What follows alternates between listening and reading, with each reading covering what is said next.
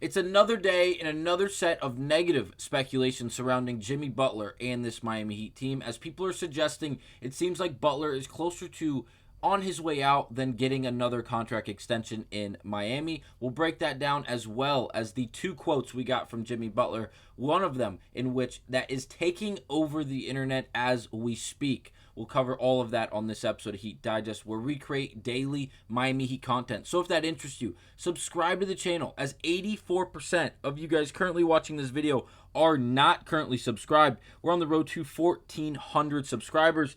Last video, you guys absolutely killed it. So thank you guys so very much once again for all the love and support. But now let's get to it and break down the set of negative speculation that we have surrounding Jimmy Butler and this Miami Heat team for the third consecutive day. Ever since this offseason started for the Miami Heat, and their season came to an end after a 5-game series against the Boston Celtics that we all know came to an end in Boston.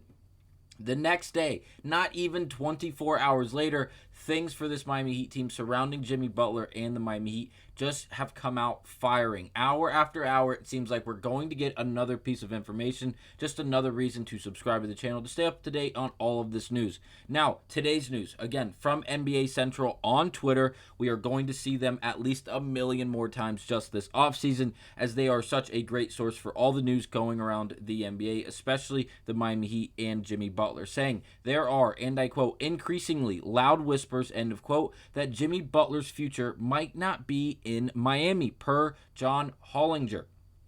Going on to say, and I quote, Jimmy Butler is extension eligible, but between his declining play this season and the consistent absences, there are increasingly loud whispers that his future might not be in Miami. The Heat openly talking about Bam Adebayo as the keeper of the hashtag Heat culture flame, not mentioning Butler as much is another notable point, end of quote. Again, this is from John Hollinger. I pulled up his Twitter. If you click on his @ obviously in this tweet, it will take you to his account. He's a writer for The Athletic, covers the game of basketball for The Athletic. Seems like he's pretty good at his job, but the only thing is that was said to be put out on May 4th, which is today. It was said to be put out at 11:20 a.m. Eastern Standard Time. Once again, once I saw this, I clicked on Hollinger's account. I looked through it. I went to the Athletics page that he tagged in his bio, and I didn't find any article written by John Hollinger, or really anyone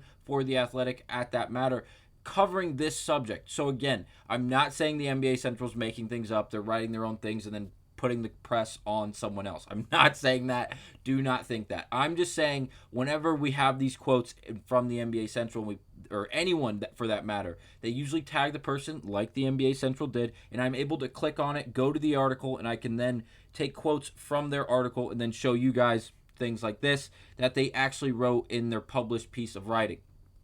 In this case, that is not what happened. I could not find anything. So again, I will continue to look for this piece of writing from John Hollinger posted on The Athletic. But again, they're not doing a great job of allowing the rest of the media to see it, or the rest of the public to see it, because I could not find it. But again, this is the quote from John Hollinger, again cited from NBA Central, saying that he's obviously extension eligible, Jimmy Butler that is, that we've covered in the last 3 days when he came out and made his demands for the number he's looking for in that extension.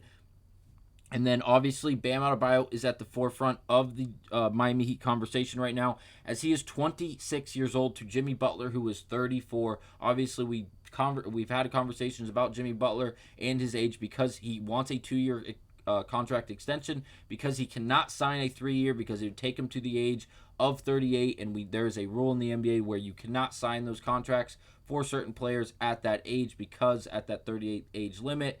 Just a rule it's newly implemented to the NBA, with these organizations signing players to these contract extensions.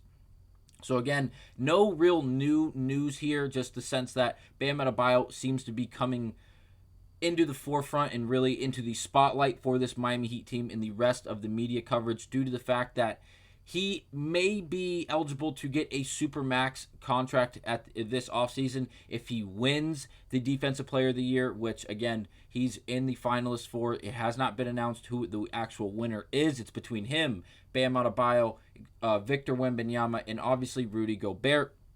if Bam is eligible, or if Bam does win that, he is eligible to win it. But if he does win that award in the Defensive Player of the Year, he then will be eligible for a super max contract. And if he doesn't win the DPOY, he still has the eligibility if he's named to an NBA All-Team. So again, does Bam have the capability of going out and getting signed to a super max contract this year by the Miami Heat? Absolutely. If he obviously hits the two milestones, one of the two milestones required in the DPOY or the All-NBA team. Again, to be seen whether or not he's assigned to either of those awards or teams, if you will.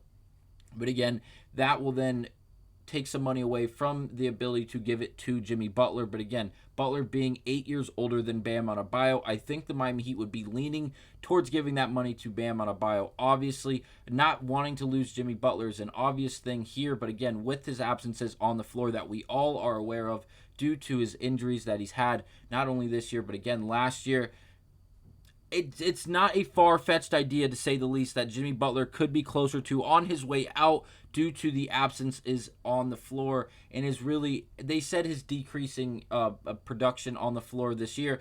It wasn't that he was a bad player. He just wasn't the player that we're accustomed to seeing year in and year out. And it's not like he was drastically worse. He was just a tick worse than he was last year. And again, I could make the debate and make the argument that it was due to the injuries and the lack of playing time and the inability to get comfortable on the floor with the surrounding unit that he had due to the inability to play due to injury, or the surrounding cast that he had was so inconsistent due to the injuries surrounding him. Again, it's to be seen, to be determined whether or not Butler is given this contract. Again, July 7th is that big money date for not only the Miami Heat, but us as well, and Jimmy Butler, as that will be the day we really know for an absolute fact if whether or not the Miami Heat go out and give Jimmy Butler his money. But now, let's talk about the real fun stuff. As Jimmy Butler has spoken out, not once, but twice. He's down in Miami right now for the Miami Grand Prix. If you guys don't know what that is, it's a big F1 race, and this went super viral today, as well as the other quote I will show you guys in just a minute. This saying, Jimmy Butler interviewed here at the Miami Grand Prix just now, saying, and I quote, "I love that this is here in Miami, a city I adore and that I love." End of quote from Jimmy Butler. If there's a few videos on the internet of the entire thing. It's just hard to listen to and hard to actually hear what he says because he's being playing over a microphone with running F1 cars and running GT cars, running around a race. So it's not the clearest audio in the world. That is why I don't have it for you guys, but you guys can find it on social media. I might even tag it down in the description down below if I can find a good enough version of the audio, a clear enough version of the audio. But again, Butler goes on to really say that he loves the city of Miami. He loves being a competitor down in the city of Miami. He doesn't flat out praise the Miami Heat, but he praises the city of Miami overall and really just Florida overall. So it's great to see that Butler seems like he's on he's happy right now. He's happy. He's having fun down in Miami. He's enjoying everything that Miami brings him, not only on the basketball floor, but obviously in the surrounding social town, like the social town that Miami is. Going down to a Grand Prix in Miami is an extremely fun event. Then the big one, Rock the Bells. I really feel bad. I have to cite them. I have to give them the credit for posting this video because they posted it and everyone took it and ran with it. I'm not kidding. You open Twitter, you go to Explore, and you type in the words Jimmy Butler or the Miami Heat, and this video I'm about to show you guys plays over and over and over and over again. Everyone from Barstool to Brady Hawk, a notable name that we see on this YouTube channel over and over again, as well as millions of others, have reposted this video from Rock the Bells. It is Jimmy Butler discussing with a individual. I honestly do not know who it is. I've put some tweets out there. I've attempted to figure out what the name of this individual is that he's discussing with the black button down and black glasses on, standing in front of Jimmy Butler. But hell does Jimmy Butler drop a hell of a quote for not only the Miami Heat fans to really love, but really the rest of the NBA to just absolutely hate him for. So I'm going to play it now. I'm going to play it more than once because it won't be the most clear. Video this. You got it? Yep. 1, 2, 3, action. If I was playing, Boston would be at home. New York, damn sure would be fucking at home. Josh Hart. What the fuck that mean to me? Josh Hart. Yo, what you stop fucking with? Come on, man. Nah, I love Tibbs, but I don't want to. I love Tibbs. I love you, baby. I want to beat you to a pulp. You want me, I don't want you. It's like a one-sided relationship. You in love with me, and I love you, but I'm not in love with you. You know what I'm saying? Love my brother. Again, that was the video. I hope that came out correctly. I hope the audio played well for you guys, but a hell of a quote from Jimmy Butler, not only saying if he was healthy, he would have sent Boston's ass home. Obviously, New York would have been sent home. The way he said it, obviously, he was very definitive about his feelings about whether or not, if he played or not, what would have been the outcome, the actual outcome for this Miami Heat team and going into these series against these top-tier teams in the Eastern Conference, including the New York Knicks and the Boston Celtics, saying that he would have sent both of them home.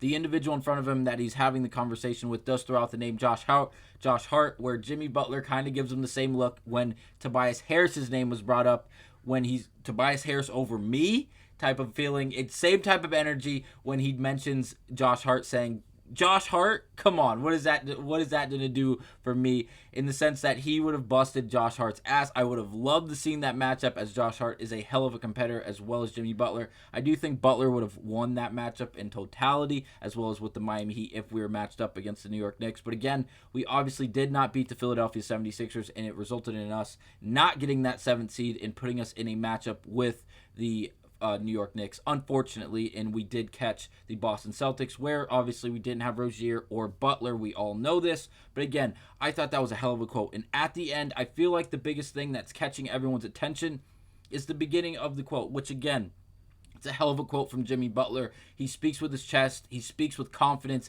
and it doesn't seem like anything or anyone can really diminish any of the confidence he walks around with, as he just flat out told this guy that the Celtics would have been no problem, the New York Knicks basically would have been no problem. But at the end, is it just me, or does it seem like the guy tells him to come join them in New York? Because he tells him that he loves Thibs. He goes, no, he wants me, I don't want him.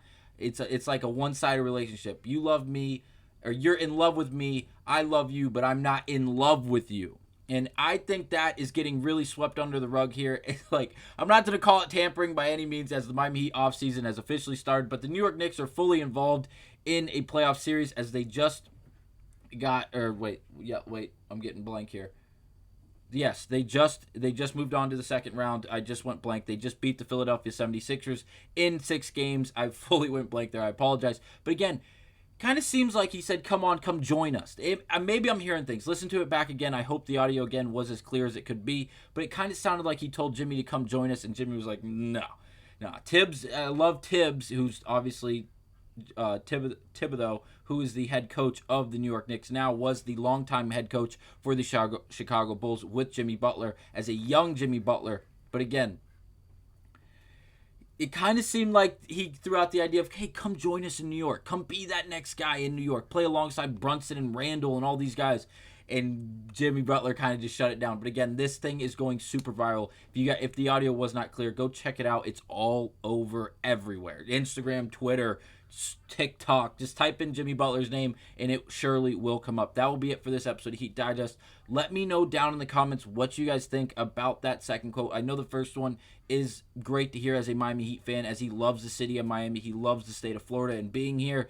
But again, that second quote I feel like is massive, and I feel like the second half of that conversation is really getting swept under the rug, and everyone's really just solely focusing on the confidence and the ego that Jimmy Butler walks around with, that I absolutely love. And I feel like Jimmy Butler wouldn't be known as the person that he currently is known as if he did not have that aura and really confidence to walk around with. But again, that'll be it for this episode of Heat Digest. Thank you guys for watching. I'll see you on the next one.